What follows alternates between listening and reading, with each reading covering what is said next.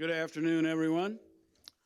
Welcome. Thank you all for coming. I'd like to call this full meeting of the McLean County Board to order. It's Tuesday, February 18th, 2020. And at this time, would everybody please rise for the invocation by Member Casely. Please join me in prayer. O God, the fountain of all wisdom, whose will is good and gracious, and whose law is truth, we beseech thee to guide and bless us in our deliberations, that we may enact such ordinances and resolutions as shall be pleasing to thee, and to promote the welfare of the people of McLean County. We give thanks and praise for all the employees of McLean County who labor in our behalf, and especially for employees of the McLean County Highway Department who work diligently to remove snow and ice from our highways and to abate treacherous highway conditions. And for deputies at the McLean County Sheriff's Office who maintain patrols on our highways under sometimes hazardous conditions. In times of prosperity, fill our hearts with thankfulness, and in the day of trouble, suffer not our trust in thee to fail. Amen. Amen. I pledge allegiance To the flag of the United States of America, and to the republic for which it stands, one nation under God, indivisible, with liberty and justice for all. County Clerk, please call the roll.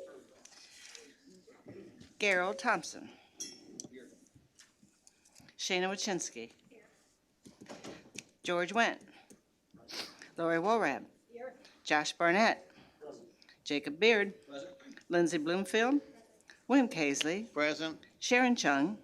Chuck Erickson. William John Friedrich. George Gordon. Present. Elizabeth Johnston. Randall Martin. Present. Catherine Metzger. Carla Bobastelli. Susan Schaefer. Logan Smith. James Soldner. John McIntyre. Here, we have 20 members present and no one absent. We do have a quorum. Moving on the agenda, appearance by members of the public and county employees. We had no one apply this month. Number 6 is a consent agenda. I'd like to move to item D, transfer ordinance found on page 44 and 45, which requires 2/3 vote. Is there a motion to approve? Motion by Member Chung. Is there a second? Second by Member Johnston. All in favor, please say aye. Aye. Opposed? Motion is carried. Any dissenting votes to be recorded. Okay. We'll move on to the consent agenda. There's a motion to approve. Motion by Mr. Soldner. No, Mr. Chairman, I need to vote present on 6B number 4.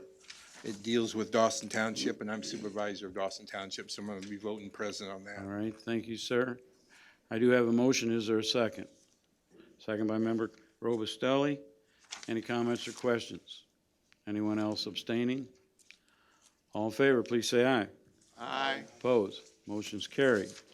Thank you very much. We'll move on to approval of resolutions and congratulations and commendations. Item G.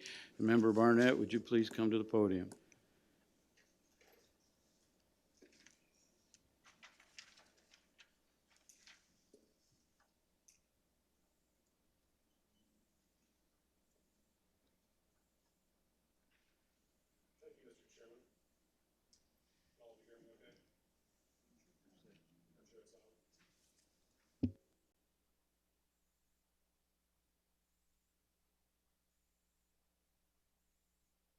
No, it's still not on. Now it's on. Okay. All right. Can you hear me now? All right. Well, we're so excited to be able today to present this resolution congratulating the League of Women Voters on their 100th anniversary. And I'd like to ask Janine Toth to please come forward from the League and join me.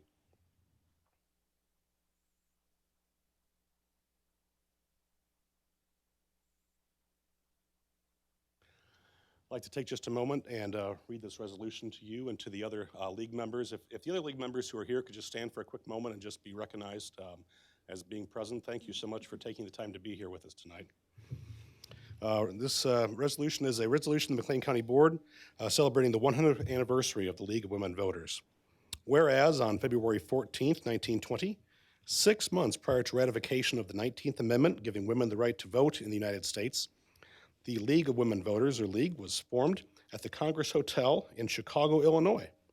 And whereas the League was established as a nonpartisan group designed to help 20 million women carry out their new responsibilities as voters by educating them about issues, and whereas the League continues today as a nonpartisan political organization that encourages informed and active participation in government, works to increase understanding of major public policy issues, and influences public policy through education and advocacy, and whereas leagues at all levels, among other activities, register voters, publish public policy research, hold meetings on key issues, educate voters by holding candidate forums and publishing voter guides, and take action in a broad range of issues after studying and researching consensus on positions. And whereas today the League is composed of members in over 700 local, county, and state leagues, plus the District of Columbia, the Virgin Islands, and Hong Kong,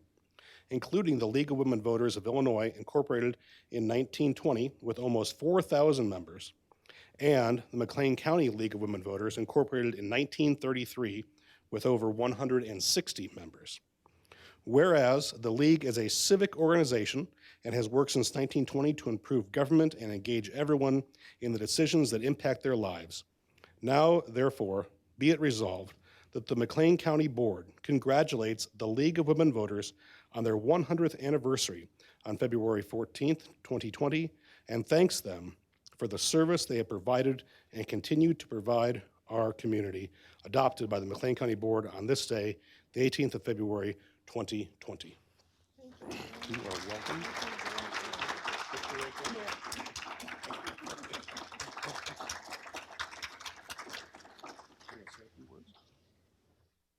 I just want to say thank you to McLean County.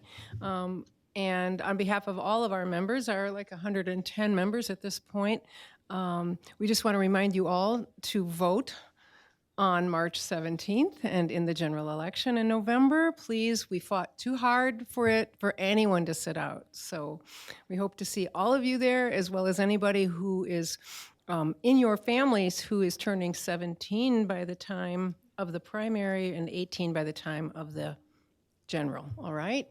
Get them registered. Thank you very much.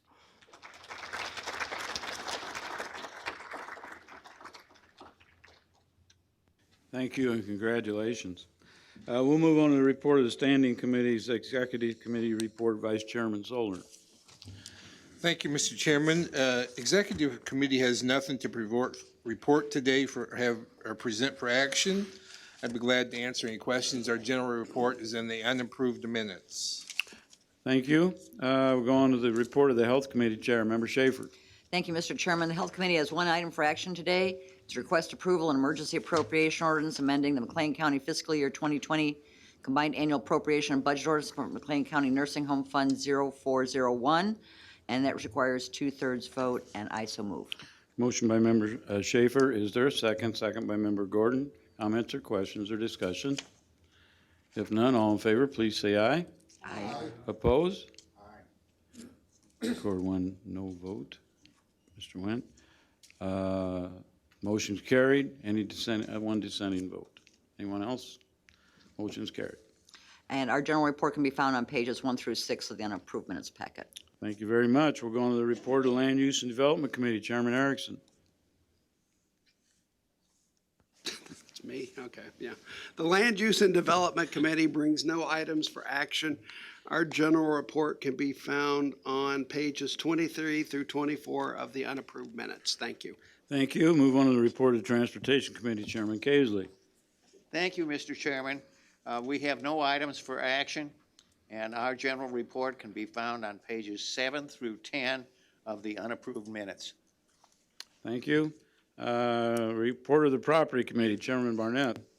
Thank you, Mr. Chairman. Property Committee brings forward one item for action today.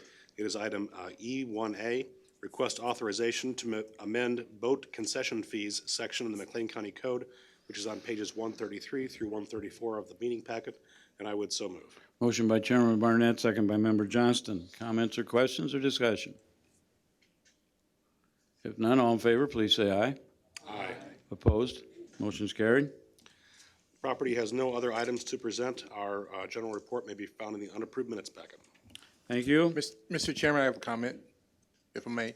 I just wanted to commend the property committee. I read the unapproved minutes, and it sounds like they had a pretty good discussion over goals and things we need to look at as far as maybe some improvements with our facilities. And so I appreciate the fact that you guys are looking into that, and I'm looking forward to your other recommendations. Thank you very much. Are you looking forward to getting a pontoon boat out there on Evergreen?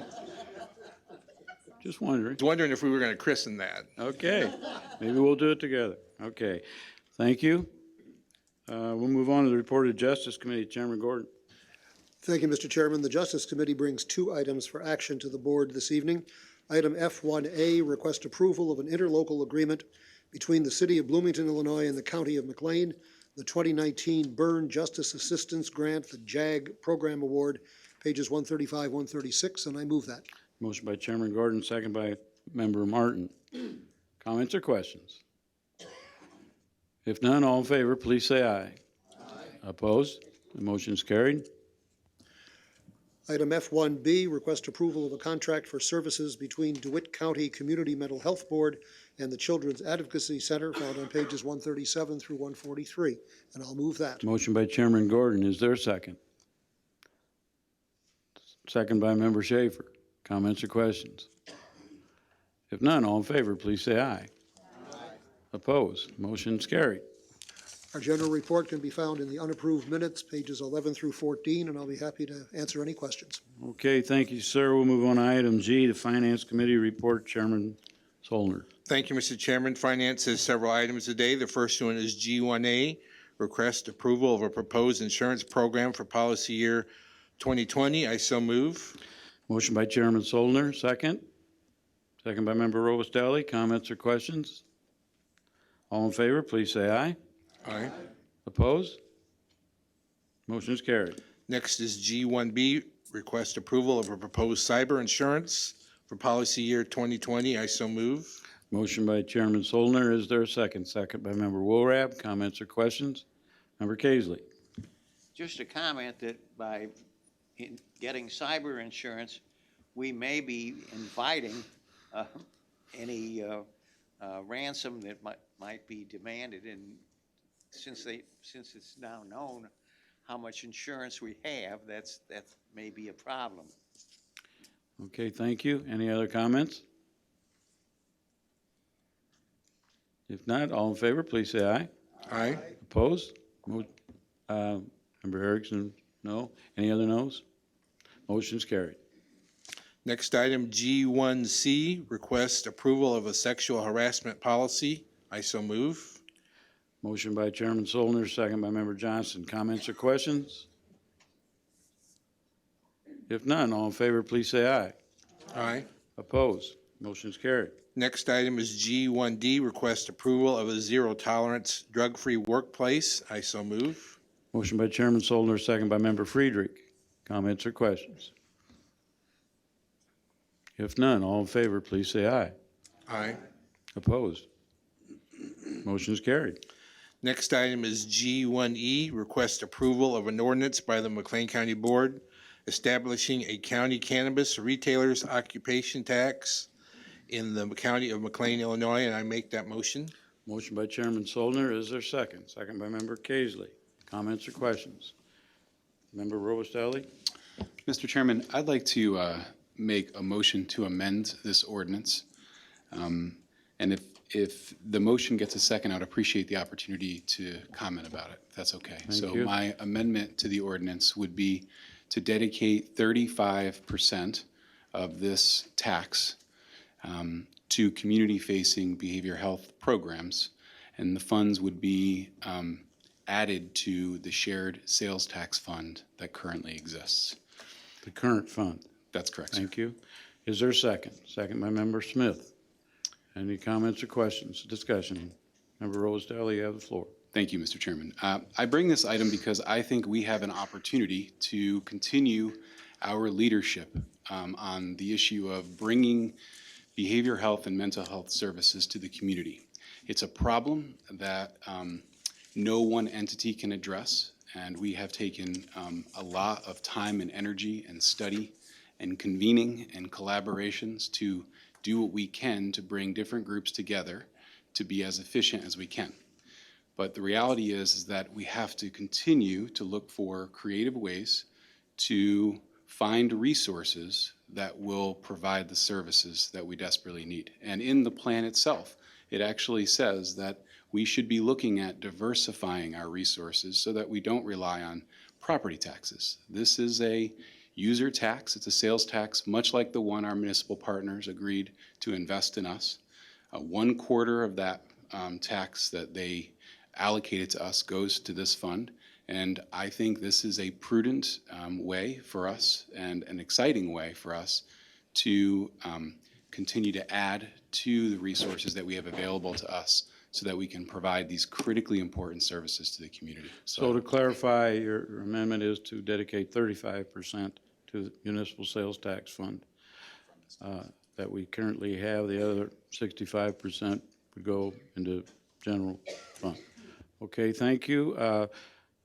Any discussion on the amendment? First of all, Member Beard, I think you were first. Yeah, just, do you know, did Bloomington or Normal by chance, when they passed this, have they also dedicated a percent of their, because I think Bloomington and Normal both passed a tax at the maximum 3% rate. And I've forgotten that discussion. Did they also set aside a portion of that to this fund or to any sort of effort like this? Not that I know of. But to be completely honest, I just don't know. I don't believe so, though. Does anyone share any information, staff, on that?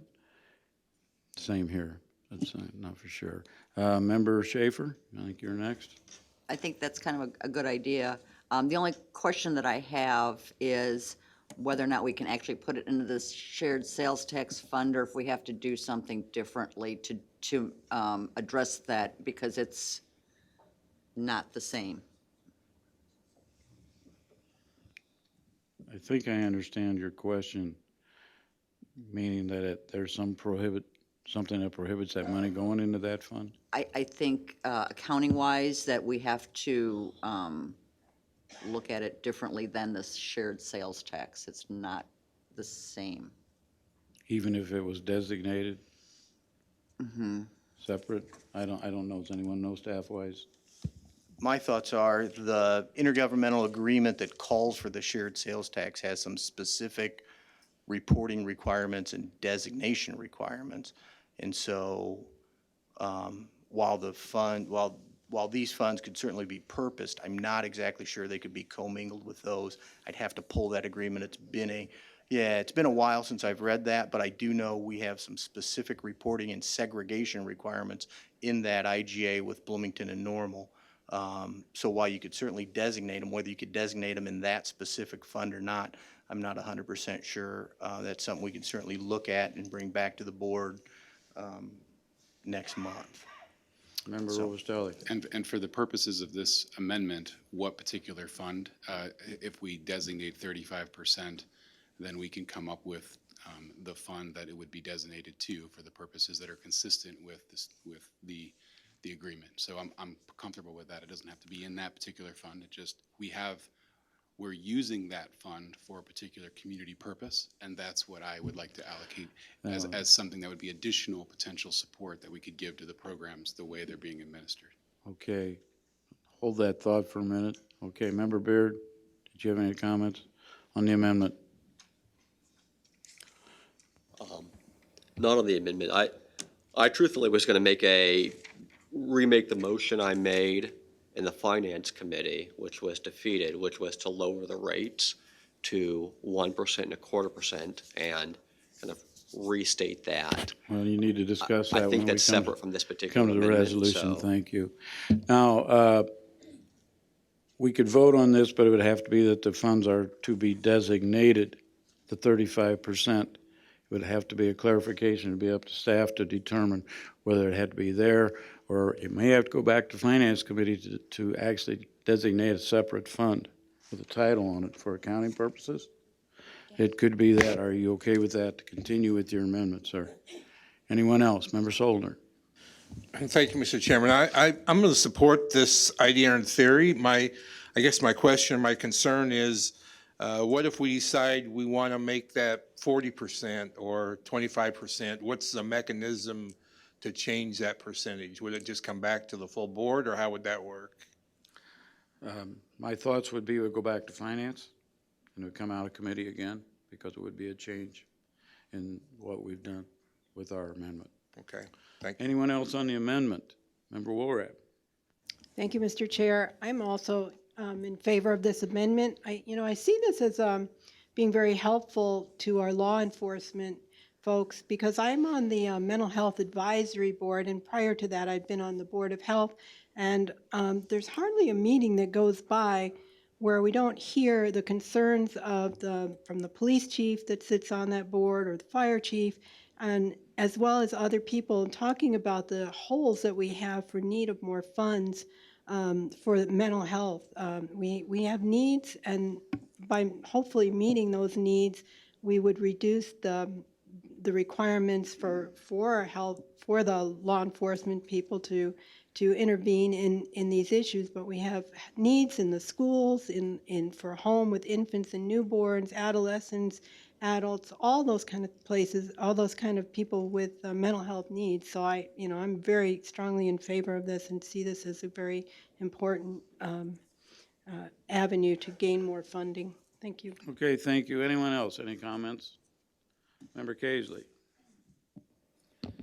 Well, what we are really doing, if we adopt this amendment, is we are tying the hands of future county boards as to what is being done with this money.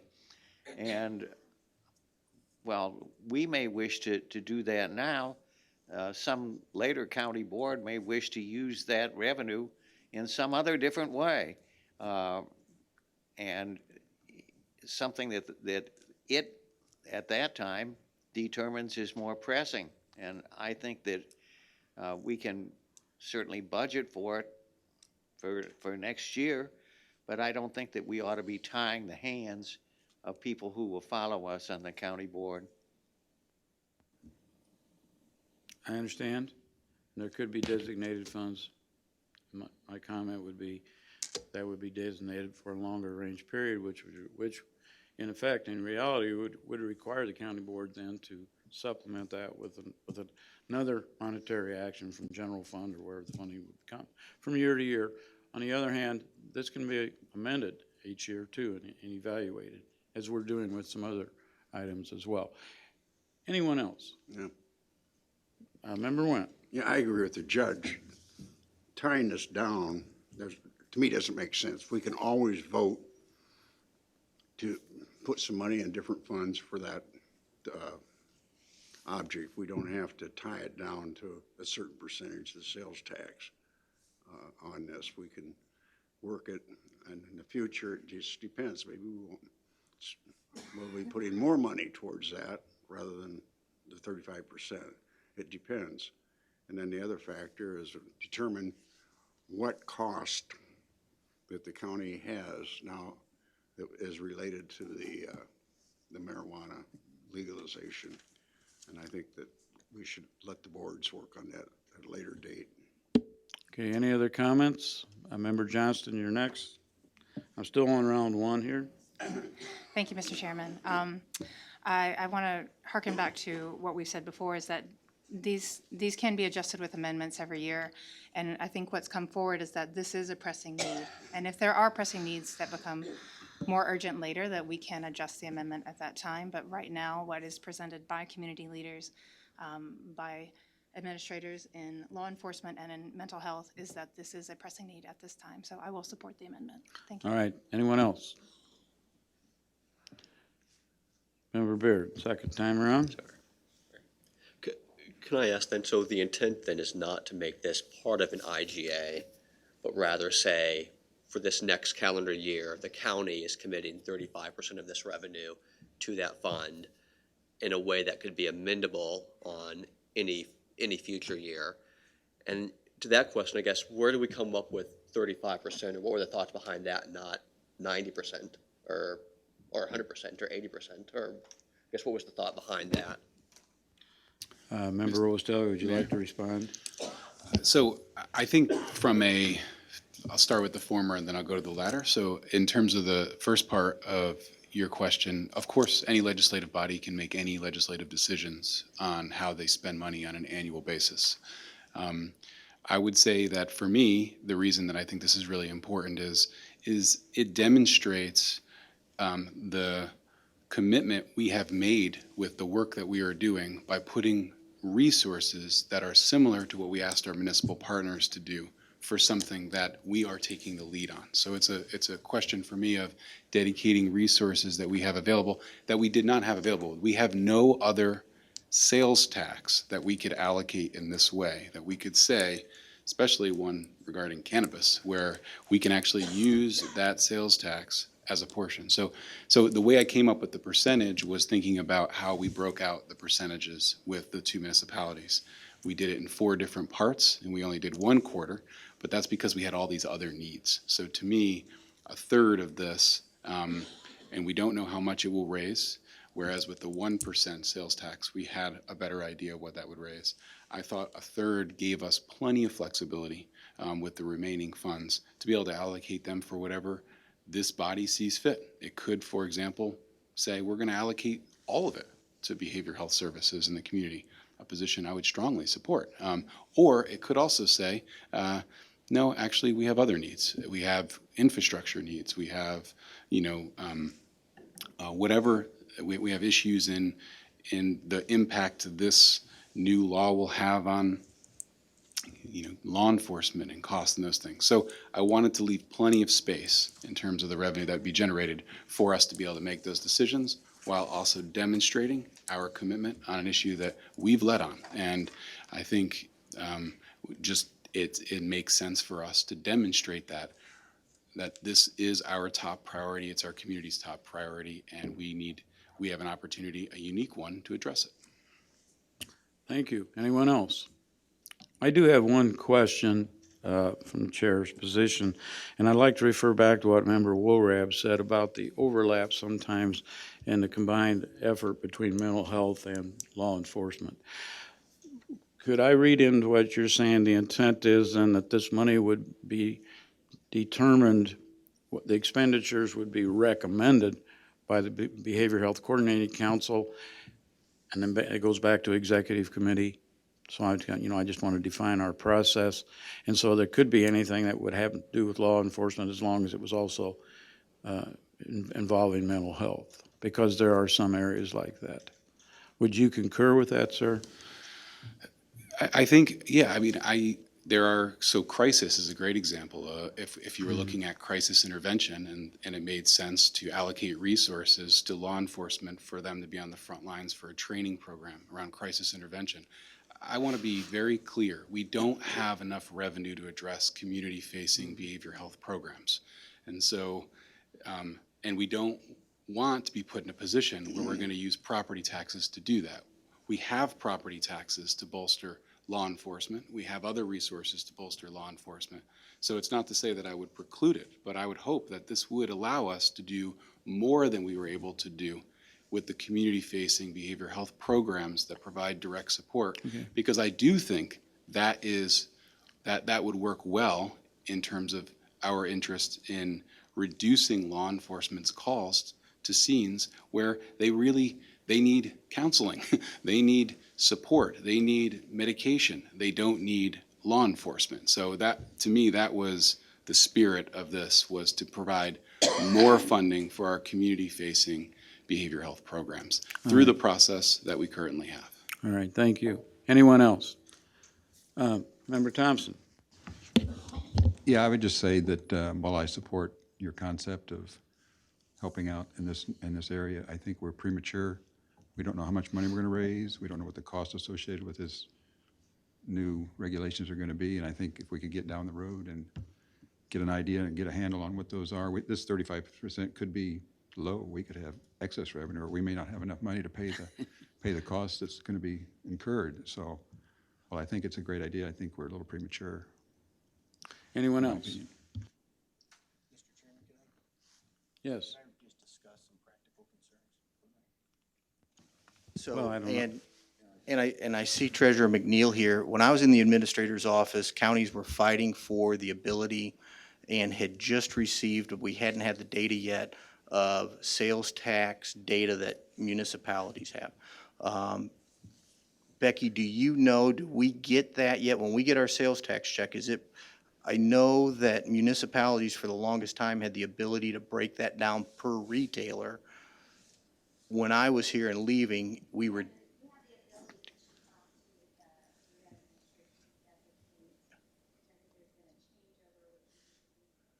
okay, so we can now get that data.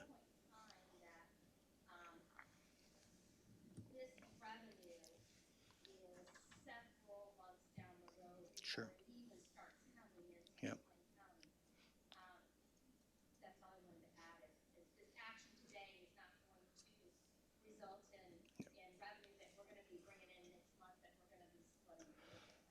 So, yeah, absolutely. And that's a long-winded,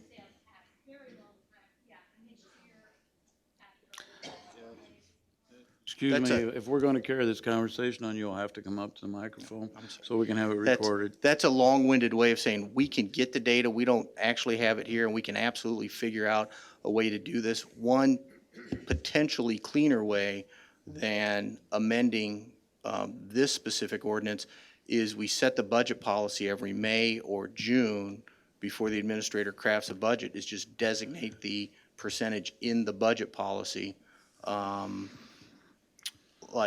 Like Treasurer McNeil said, this money won't start rolling in until, they won't start collecting it until July. There's a 3-month lag, I believe. You get in September what was assessed in July. So we've got a little bit of time to work on this. Without having a specific fund to direct this to right now, it becomes a little messy. So this is, and I'm just shooting off the cuff because this is the first I've heard of this. So those are just some practical considerations. Can it be done? Absolutely. What's the cleanest way to do it? In 5 minutes sitting here, I haven't come up with that, but give us a little bit of time and we All certainly right, can. thank you. Sheriff has requested to speak. I'll grant that he come to the podium without objection. Since law enforcement was mentioned, I'll let Sheriff come up.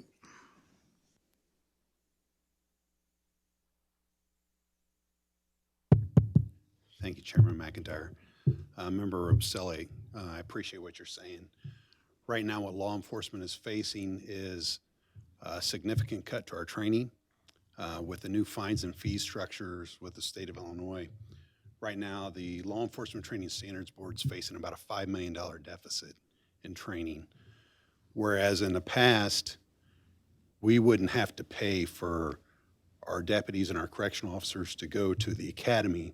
It would be direct billing between the academy and the Training Standards Board. Now we are getting that bill. We took that budget line out of our budget a few years ago, so it was certainly unexpected. So in the next year, or in this current year, we're looking at the possibility of close to $70,000 in unexpected expense because of the new fines and fees structure. So I was hoping any money raised by cannabis would go towards law enforcement training. I certainly respect the mental health aspect and what that money has done, not only for our jail, but for our community. It's been wonderful. Bottom line is we got to have the officers on the streets and the correctional officers in the jail to deal with these issues before we can provide more services. Thank you. Any other comments? Member Schaefer? I like the idea, I mean, I like the idea of dedicating money towards mental health, obviously, because pretty into that. But I do see the better avenue as to going through budget policy, because that way we can then set it every year with that budget policy, and if you put it into the policy, I think that doesn't tie the hands of the, addressing what Judge Casely said, but we can change it every year, and I think that's coming up in a few months anyway, so I think that we can address it then. Because then we'll be able to see, like, the amount of revenue that the state's brought in different dispensaries or different communities, so that maybe we'll have a better gauge of what we may end up bringing in too, and that might help us make a better decision as to how to go on that route. Right, thank you. I have an amendment on the floor. Is there any other discussion? Let's see. Mr. Barnett, be round one for you. You have the floor. Thank you. Excuse me. Thank you, Mr. Chairman. I believe including this in budget policy moving forward is probably a good approach. I think it's a smart tack to take. But that budget policy that we put forward is going to be for 2021. And I have no issue with using the 35% and just rolling that through the remainder of 2020 for whatever tax money comes in. And as we move forward, we can adjust that as needed through the budget policy. I do think this sends a powerful message, especially to our municipal colleagues, that we're putting even more skin in the game when it comes to behavioral health issues within the community, and helping to build and form those bonds with those municipal partners, I think means a lot, especially in an issue that touches the entire county and every citizen in it. So I'd be happy to support this as part of the budget planning process for 2021, but today I'm happy to support the amendment as it stands. All right, thank you. Member Casely, round two. I would like to move to submit the amendment to the Finance Committee for consideration and to table it until the Finance Committee reports back to us as to how much the revenue is likely to be and what the needs are, the cost of the needs are for mental health treatment. We don't know what that date would be, so it wouldn't be a date certain. Is there a second to the amendment to the amendment? Second by Member Erickson. Comments or questions about it? Member Beard. You could help my understanding. The reason we're doing this now is that there are a certain amount of time is needed to submit the rate to the state to allow the rate to be collected. So would it be correct to say that if we vote on a rate today, then potential designations within that rate could go through a normal process next month? Yes, we are voting on a resolution to levy for this as well tonight. No, to pass a resolution for the tax, I'm sorry. Anyone else? Member Woolram, round two. I guess what I'll say about 2020 is that it doesn't seem likely that we're going to have an establishment open its doors yet for a little while, and then we have to get the tax collected, and then the tax actually has to come to us. So for 2020, I think we should just open our arms to whatever we get and divvy it up in favor of the 35%, 65% for this year, like Member Barnett said, and then we can make somewhat of an informed decision at that point, and see, maybe we'll have a better idea of what our costs are as well as what our revenue is going to be from this product. So I would say accept the amendment as it stands, and we can make changes as we move forward. This is just an area that's unknown. Okay, thank you. Member Smith, you're next. I just have a question. Is Member Casely's motion, is it a motion to amend the amendment, or is it a motion to table both the amendment and Motion is second. Did we get a second? Yeah, we got a second, yeah. So, would you like to clarify, sir? My interpretation by the chairman is motion to table. And that is not for a date certain. Is that correct, sir? I'm moving to move that the amendment be tabled and sent to the Finance Committee to study the amount of money, the revenue that will be generated by the tax, and also to study the cost of the services which it would pay for. So it's motion to refer back to committee, Finance Committee, okay. Not the general motion, but the amendment. Motion to send the amendment back to committee. Yes. All right, thank you. Does everybody understand what we're voting on? Because I'm going to call a question here at this time. Member Casely's motion is to send the amendment, which we have not passed yet, back. So I don't know if we can do this part procedurally. Okay, we can. Does everyone understand what we're voting on? A yes vote is for the amendment be sent back to Finance Committee. Now, the amendment has to pass, so we're going to vote on it next. Keep that in mind. The wording says we're sending the amendment back. You're making this difficult for me, so. All right, does everybody understand? A yes vote is to send it back to the Finance Committee with an amendment to discuss whether or not 35% of this will be dedicated to the municipal sales tax fund. Roll call. Okay? Roll call, chairman will vote. Yes. An aye is to send it back. Does everybody understand? Okay, thank you. Gerald Thompson. Shana Wachinsky. George Wendt. Lori Wolrab. Josh Barnett. Jacob Baird. Lindsay Bloomfield. Pardon? She abstains. Thank you. William Casely. Yes. Sharon Chung. Chuck Erickson. William John Friedrich. George Gordon. Elizabeth Johnston. Randall Martin. Catherine Metzger. Carla Robustelli. Susan Schaefer. Logan Smith. James Soldner.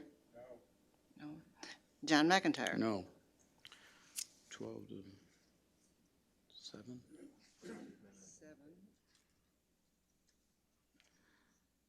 7 yes votes, 12 no votes, 1 abstention. Motion is defeated to table. We'll move back to motion for the agenda. Any other comments or discussion?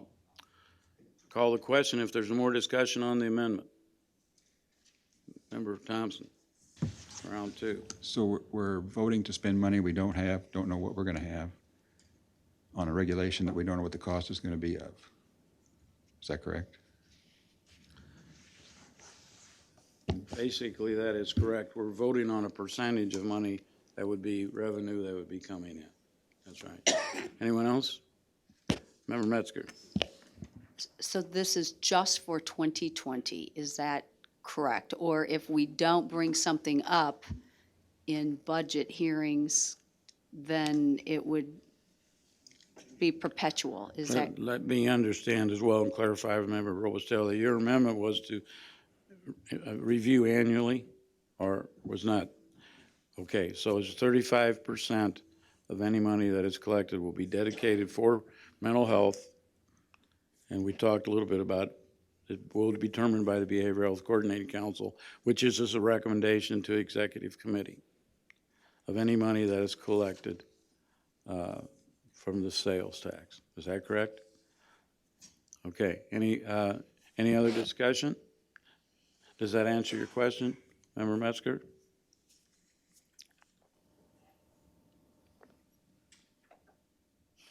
It answers the question, but my concern is that, as my colleague in District 1 said, we are making decisions on stuff we have no idea.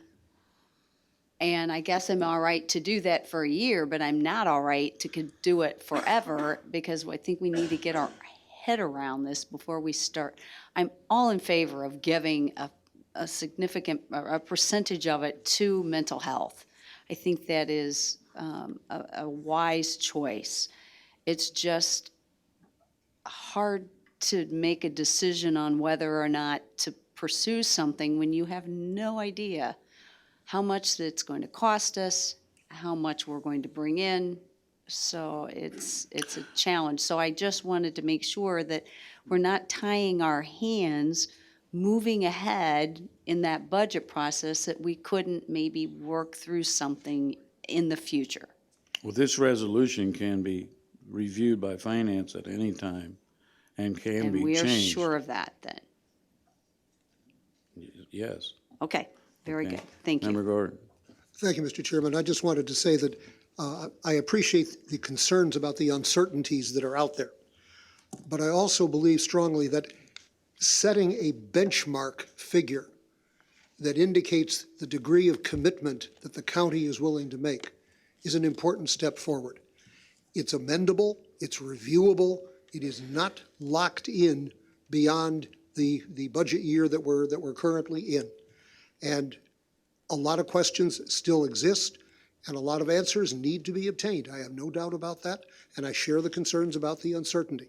But I like the idea of making it clear that the county's commitment is substantial and tangible in dollar terms, even in percentage terms, even though we don't know yet the exact dollar count. Okay, thank you. Anyone else? Member Chung.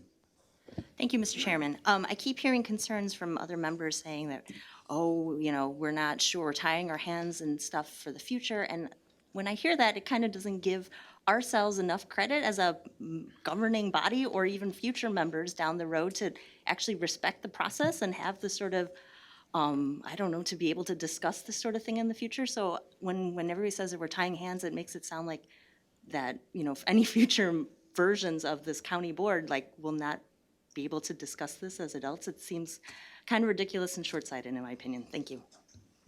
Anyone else? Member Erickson? Thank you, Mr. Chairman. I just would want to respond to Member Gordon's. He says voting yes, it doesn't stop it from being amendable or reviewable in the future, but voting no doesn't stop it from being amendable and reviewable in the future either. Either way, it's amendable and reviewable in the future, no matter which direction we go. So it just seems to me the more prudent course is to vote no now. We can always decide in the future what we want to do. I kind of take a little bit of exception that the county hasn't already established itself as a partner in the mental health. I mean, I don't know what else Chairman McIntyre can do or Member Schaefer can do to establish to the larger community that we've been involved in mental health. I don't know what else we can do to establish that precedent. And we put our resources into it. And if we decide at a future date that we want to put more resources in it from these taxes that we're going to collect from cannabis, we can do so. But it just seems to me that's a decision that should be made at a later time. Thank you. Thank you. Thank you for the positive remarks and compliments. Anyone else? Question has been called. The motion is to amend and designate 35% of the tax money for cannabis to be dedicated to mental health. And I think I'll call a roll call vote at this time. So yes is for the amendment. Yes is for the. Gerald Thompson. Shana Wachinsky. George Wendt. Lori Wolrab. Josh Barnett. Jacob Beard. Lindsay Bloomfield. William Casely. Sharon Chung. Yes. Chuck Erickson. William John Friedrich. George Gordon. Yes. Elizabeth Johnston. Randall Martin. Yes. Catherine Metzger. Yes. Carla Robustelli. Susan Schaefer. Logan Smith. James Holdner. John McIntyre. Yes. So we have 15 or 14? 14 yes votes, 5 no votes, 1 abstention. The amendment carries. We're back to the resolution that is in your packet. Any other affirmative comments on it? If not, I'll call a roll call vote.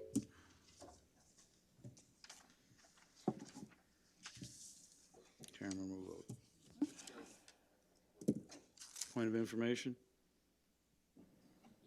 The This is for the motion This is for the motion that is in the packet as amended. as amended, okay.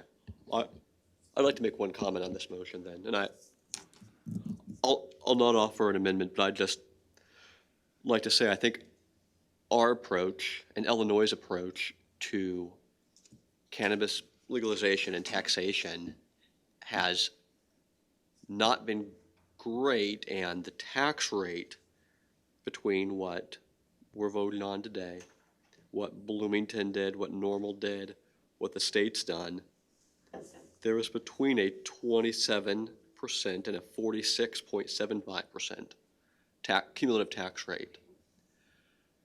That tax rate is going to keep the illegal market in business. So I would hope that as we evolve on this and as we continue to see data come in, that future boards were able to consider lowering this tax rate.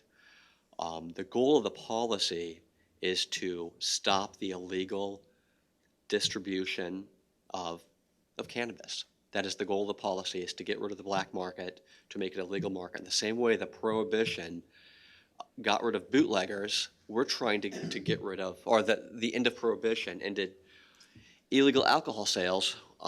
That's the goal of this. It's not to increase usage. So I'll vote for this, but I would just like to ask all my colleagues and that as we meet again, as we continue to get information on this, and as the Illinois State Legislature is likely to continue to make changes to the amendment, that we consider lowering that tax rate with the goal of legalizing, of bringing more and more of the sales above ground, out of the black market, decreasing the negative criminal impact from that. Thank you. Thank you. Anyone else? Member Erickson? Thank you, Mr. Chairman. I think Member Beard should be lobbying the state legislature on the tax and not the county board. We're assessing a paltry 3.75% and 3% on this. It's a state legislature that is enacting a much higher tax than we are. I mean, I don't think our little change from 1% to 2% or even 3.75% is going to be the sole factor which is going to drive people into the black market. I think the lobbying ought to be done at the state level if you're concerned about driving it into the black market. But I do support the tax as it is. I do think that we should try to get resources from this. I'm just going to quote Sheriff John Sandage when he said, "There are three facts when recreational cannabis is legalized. Crime goes up, traffic safety goes down, and it invites organized crime into the state." I think there's going to be additional cost to the county to administer this, and we don't know what all those are right now. So it seems to me that as much as we can get out of it, which the legislature has determined would be 3.75% and 3%, ought to be the amount that we ought to take to try to recoup our costs, which I made that same statement at the Finance Committee, that should be our goal. I think people who are concerned about driving it into the black market, I don't see how us changing it to 1% is going to change the black market equation. What would change the black market equation if you went to the state legislature and you said, you ought to take the tax down to this number, or you ought to take the tax down to this number. But we have very little influence on the state driving things into the black market at 3 or 3.75%. So that's my opinion. Thank you. Okay, thank you. Anyone else? If not, I'll call the questions. Roll call vote. This is the motion in your packet as amended. Gerald Thompson? Yes. Shana Wachinsky? George Wendt? Yes. Lori Walrab? Yes. Josh Barnett? Yes. Jacob Beard? Yes. Lindsay Bloomfield? William Casely? Yes. Sharon Chung? Yes. Chuck Erickson? Yes. William John Friedrich? Yes. George Gordon? Yes. Elizabeth Johnston? Yes. Randall Martin? Yes. Catherine Metzger? Yes. Carla Robustelli. Susan Schaefer. Logan Smith. James Zollner. John McIntyre. Yes. 19 yes votes, 1 abstention, 0 no votes. The motion is carried. And do we have anything else, sir? Item G, 1F, is to go into closed session if necessary, and I assume we had a stand-up. Is that necessary then? I was going to ask you the same thing. As chairman of finance, the finance committee supported the resolution as such.